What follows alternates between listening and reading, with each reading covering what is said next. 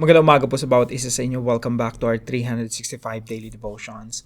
Gusto pong batiin yung mga membro ng San Enrique Evangelical Church. Hello po sa inyo. Pagpalain kayo ng ating Panginoon. Salamat po sa inyong pagsubaybay dito sa ating channel. Now, ito na po ang pinakahuli nating devotion patungkol po sa renewal and transformation in Christ. So, every week po nagpapalit tayo ng tema.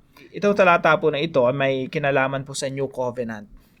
Sabi po rito, Ezekiel 36:26, I will give you a new heart, bagong puso, renewed heart, and put a new spirit in you. I will remove from you your heart of stone and give you a heart of flesh. Ano po yung background nito?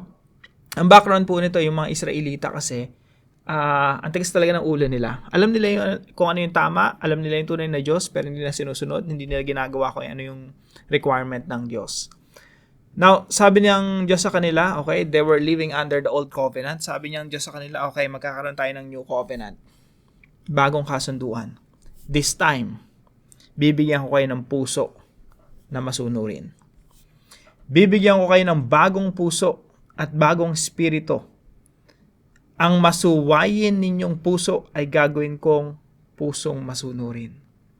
That's the new covenant, mga kapatid. Sabi po rito sa Jeremiah 31 to 33 para makita po natin yung background. Sabi dito, the days are coming, declares the Lord, when I will make a new covenant with the people of Israel and with the people of Judah. It will not be like the covenant I made with their ancestors when I took them by the hand to lead them out of Egypt because they broke my covenant. Binabiolate nila yung covenant, yung kasunduan. Pag sinabi natin covenant, kasunduan na ng Diyos at ng tao. Though I was a husband to them, ako yung husband, kayo yung wife. Para pong si Jesus Christ and the church, no? The groom and the bride.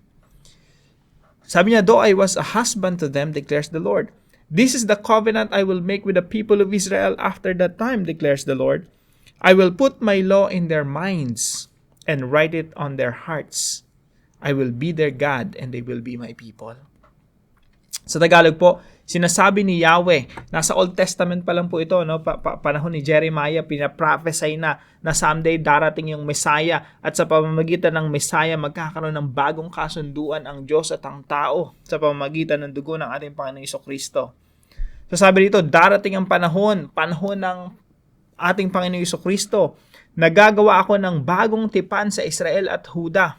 Bakit po Israel and Judah? Hindi ba tayo kasama dyan, mga Pilipino? Kasama po tayo dyan. Bakit po? Kasi po ito ay kasunduan ng Diyos at ng people of God. During the time kasi church, yung Israel, that's the people of God eh.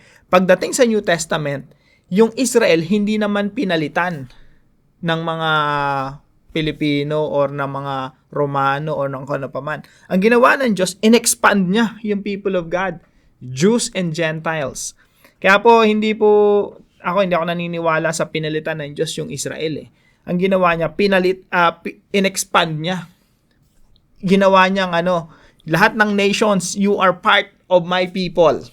So kasama tayo dyan, mga Pilipino. Kaparte po tayo ng New Covenant. Ito ay hindi tulad ng kasunduan ginawa ko sa kanila, mga ninuno, nang ilabas ko sila sa Ehipto, bagamat para akong isang asawa sa kanila, sinira nila ang kasunduang ito.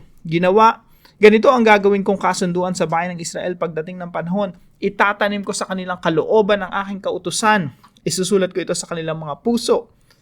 Ako ang kanilang magiging Diyos at sila ang aking magiging bayan. Pagdating po sa New Testament, yung bayan ng Diyos, yun ay yung church na binubuo ng mga Hudyo at mga Hintil under the New Covenant. Now, pagdating po rito sa Luke chapter 22:20, si Jesus Christ naglo-Lord Supper, yung pinakaunang Lord Supper. Kausap niya yung mga disciples niya. Sabi dito, in the same way, after the supper, he took the cup saying, this cup is the new covenant in my blood.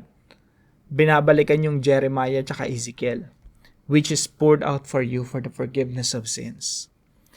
Now, unang katuruan po natin ngayong umaga, God's new covenant means giving us a new heart. Sabi po rito sa Ezekiel, I will give you a new heart. Bibigyan kita ng bagong puso. Mga kapatid, ang ating pagsunod sa Panginoon, hindi natin kaya yan sa sarili nating kakayanan lang. Kailangan talaga natin ng bagong puso. Hanggat hindi nababago ang puso, hindi tayo matututong sumunod sa Panginoon. Walang tao na pwedeng sumunod, maging tapat sa Diyos, maglingkod sa Diyos nang hindi binago yung puso. Sino po ang babago? Tayo ba? Hindi naman po eh. Sabi dito, I will give you a new heart. Pinagpapasalamat po natin sa Diyos. Kasi kaya tayo nagsisi, kaya tayo lumapit sa Diyos, kaya tayo sumusunod sa Diyos, it's because God gave us a new heart under the new covenant. Sa bagong lumang tipan, kung may nalalaliman kayo, no? Merong lumang tipan, merong bagong tipan. Sa bagong tipan na pinagtibay ng dugo ng ating Panginoong Jesucristo, tayo po ay binigyan ng bagong puso. So point number 1, God's new covenant means giving us a new heart. May bago na tayong puso. Yung pusong masunurin sa Diyos. Tingnan niyo po rito yung second part. No? Sabi dito, I will remove from you your heart of stone and give you a heart of flesh. Ang masuwayan ninyong puso ay gagawin kong pusong masunurin. Napakaganda, no? Kaya mga kapatid, ako naniniwala ako na under the new covenant, sa bagong tipan, yung biyaya ng Diyos kaya tayong iligtas. At the same time, yung biyaya din ng Diyos kaya tayong baguhin. Hindi tayo pinabayaan ng Diyos after niya tayong iligtas eh. Okay, bahala ka na.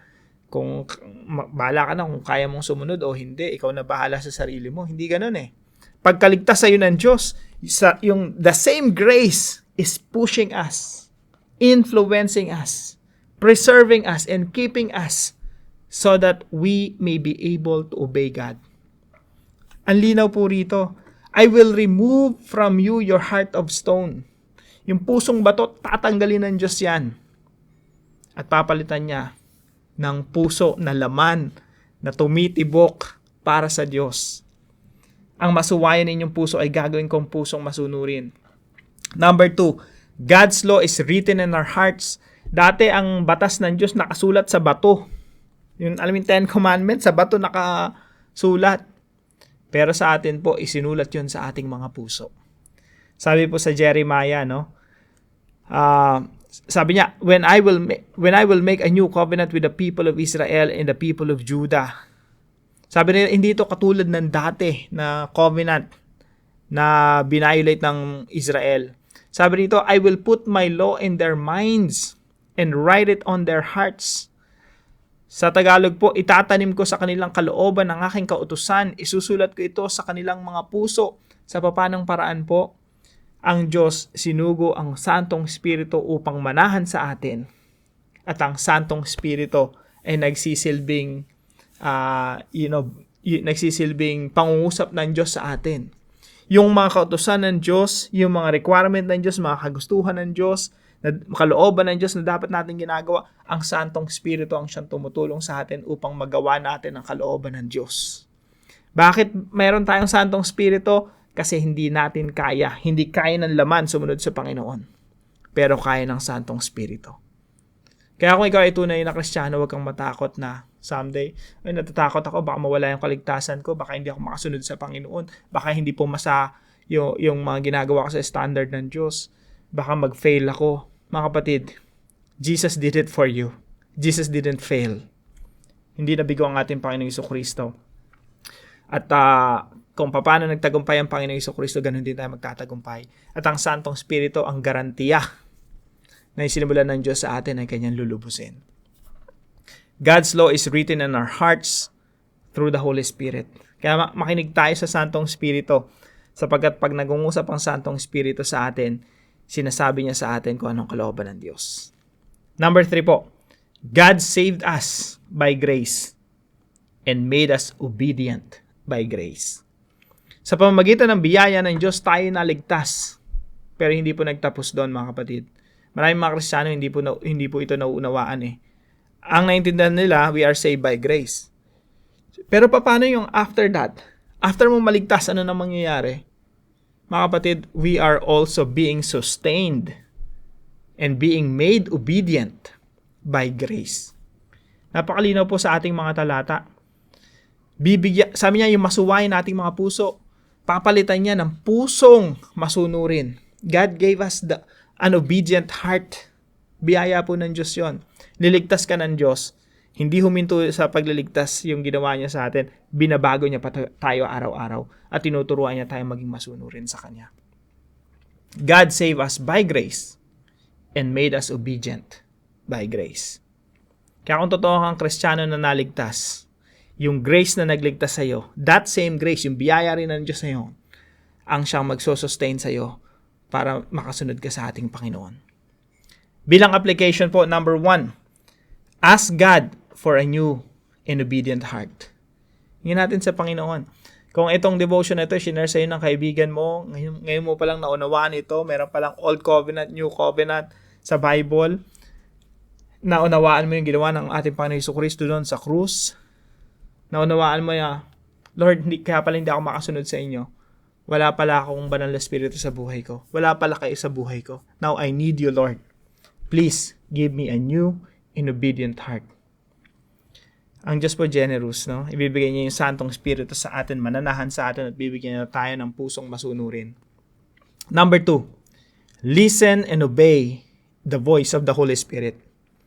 Ang Santong Espiritu, kung ikaw ay tunay na nananampalataya sa Panginoong Jesucristo, talagang binigay mo yung buhay mo sa Kanya, ang Santong Espiritu ay mananahan sa atin upang magsilbing boses ng Diyos sa ating mga buhay. Hindi po ibig sabihin no na hindi na tayo magbabasa ng Bible kasi may boses tayo from the Lord, no? Ang banal na Espiritu laging kumikilos sa pamamagitan ng salita ng Diyos. Kaya pag nagbabasa tayo ng Bible, yung Santong Espiritu na yon, yung nagpapaliwanag sa atin, binibigyan tayo ng understanding, ng insight, para maunawaan natin kung ano yung binabasa natin sa Biblia. So, listen and obey the voice of the Holy Spirit. Saan ka dadalhin ng Santong Espiritu? Sa kalooban ng Diyos. Ano gagawin ng Santong Espiritu sa iyong buhay? Turuan kang sumunod sa Diyos. Magtatagumpay ba ang Santong Espiritu? Oo. Kung tunay kang Kristiyano at ang Santong Espiritu nasa sa iyong buhay, kailanman hindi ka magwawagi laban sa Santong Espiritu. Because the Holy Spirit will defeat your flesh. Hindi pwedeng yung biyaya ng Diyos, yung habag, biyaya ng Diyos, yung kapangyarihan is matalo sa iyong buhay. God will sustain you, God will keep you, God will preserve you, and God will continually giving you an obedient heart. Kung ikaw matigas ang puso mo pero tunay kang Kristiyano, papalambutin ni Lord yan. Number 3, believe that we are saved by grace. Napakalaking bagay po niyan, mga kapatid. Hindi po tayo maliligtas sa pamamagitan ng pagsunod sa kautusan, pagpapakabuti, pagpapakabait, pagsali sa mga kalanong relihiyon. Ang makapagligtas po sa atin ay biyaya ng Diyos na ipinakita niya ng ating Panginoong Jesucristo ay namatay doon sa krus ay kapapatawad ng ating mga kasalanan. Ang Panginoong Jesucristo ay muling nabuhay upang tayong magkaroon din ng bagong buhay. That's the gospel. That's the grace of God. So believe that we are saved by grace. Yung second part po niyan, and made obedient by grace. Kaya may mga taong nagsasabi sa akin, oy, naniniwala ka dyan sa once saved, always saved. Maling-mali yan. Binibigyan mo na yung mga tao ng lisensyang magkasala. Hindi po. Kasi kung ikaw ay saved, ikaw ay naligtas talaga. Nakasumpong ka ng pagliligtas ng ating Panginoon sa biyaya ng Diyos. That same grace will also make you obedient. Gagawin kang masunurin. Sabi sa mga talatang ito, I will remove from you your heart of stone and give you a heart of flesh. Sinong gagawa nun? Diyos. Sino magbibigay sa iyo ng pusong masunurin? Diyos. Sino magbibigay sa iyo ng bagong puso? Diyos. Bagong espiritu? Diyos. Kaya lahat galing sa Diyos. Yung pagliligtas galing sa Diyos. Yung pagbabago sa buhay natin galing pa rin sa Diyos. So believe that we are saved by grace and made obedient by grace. Ang tunay na isang Kristiyano, magiging masunurin. Sayang mo't sa gusto. Well, syempre gugustuhin mo, no? Talaga magiging masunurin ka sa Diyos kasi ang Santong Espiritu ang magwawagi sa iyong buhay. You can quench the work of the Holy Spirit, yes. Pero kailanman hindi ka magwawagi sa biyaya ng Diyos. Laging biyaya ng Diyos ang magwawagi sa iyong buhay. Now, para po sa ating discussion, why is it important to know that in the New Covenant, sa bagong kasunduan ng Diyos at ng tao sa pamamagitan ng dugo ng ating Panginoong Jesucristo, why is it important to know that in the New Covenant, God's grace has given us an obedient heart? Gaano kahalaga ito? Na binigyan ka na ng bagong puso, pusong masunurin. Now, para po sa ating panalangin, Heavenly Father, please teach me your laws. Write them in my heart and make me obedient. I pray that your Holy Spirit will continue to teach me your ways. I believe that I am saved to serve. Your grace saved me. But you did not stop there. The grace that saved me is the same grace that transforms me.